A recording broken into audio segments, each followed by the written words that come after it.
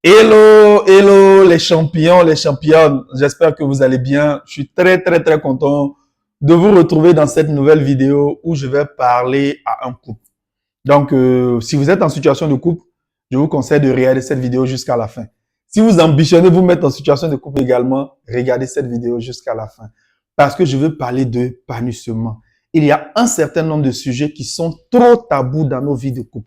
Et ces sujets, du fait qu'ils sont tabous, cela empêche plusieurs couples de vivre une vie de couple véritablement épanouie. On a comme l'impression que être en couple, c'est un fardeau, c'est comme une prison à la rigueur, en fait. Or, il n'en est absolument rien. Je suis d'accord avec vous, quand vous vous mettez en couple, chacun des partenaires vient avec son éducation, ses valeurs et ses principes. Et quand vous devez cohabiter sous le même toit, c'est toujours pas facile. Mais ce qui est très intéressant, ce que d'autres l'ont fait par le passé, c'est que vous et moi, nous pouvons le faire et que cela se passe correctement. Donc, si vous êtes déjà un couple et que vous voulez avoir une vie épanouie, je vous demande d'écouter cette vidéo jusqu'à la fin. La première chose qui est sujet tabou dans la plupart des couples africains, c'est l'argent. Oui, l'argent est un sujet tabou. Vous savez que entre partenaires, il y a un qui peut venir beaucoup plus éduqué financièrement que l'autre, en fait. Donc, un peut venir avec une situation où, en termes d'éducation financière, il a beaucoup plus d'avantages que son partenaire ou sa partenaire. Quoi de plus normal que vous parlez d'argent? Parlez d'argent entre vos partenaires. Parlez d'argent à vos enfants, afin qu'ils comprennent comment, c'est quoi l'argent, comment l'argent fonctionne au fait. Parce que si vous ne parlez pas d'argent, ça veut dire que vous ne parlez pas dépenses. Vous ne parlez pas investissement. N'en parlons même pas d'épargne. Mais comment est-ce que vous voulez pouvoir vous réaliser en tant que couple? Ça va être impossible. Donc, l'argent ne doit plus être un sujet tabou dans votre vie de couple. La deuxième chose qui est souvent un sujet tabou, ce sont les projets. Vous voyez, chacun a ses projets dans son coin. Moi, j'ai mes projets, toi, tu as des projets, oh, nous vivons ensemble. Non, c'est pas du tout bon. Revoyez cela également. Parler projet ne doit plus être un sujet tabou. Il faut que votre partenaire sache exactement quels sont les projets sur lesquels vous travaillez. Après, d'autres me diront, oui, quand ma partenaire, c'est mon partenaire, il ne m'encourage pas, il ne me félicite pas.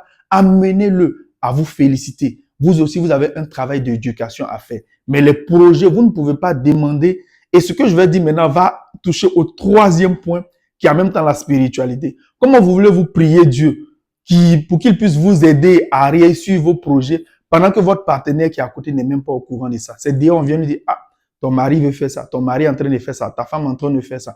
Ou bien toi, en tant que partenaire, tu es informé au même moment que tout le monde. C'est pas bon. C'est pas du tout bon. Donc, l'argent ne doit pas être un sujet tabou. Comme on disait, les projets ne doivent pas être un sujet tabou.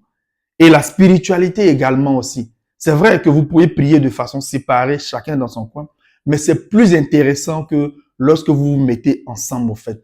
Donc, priez ensemble, priez pour les mêmes sujets, ayez la même vision en termes de prière, ça fait du bien.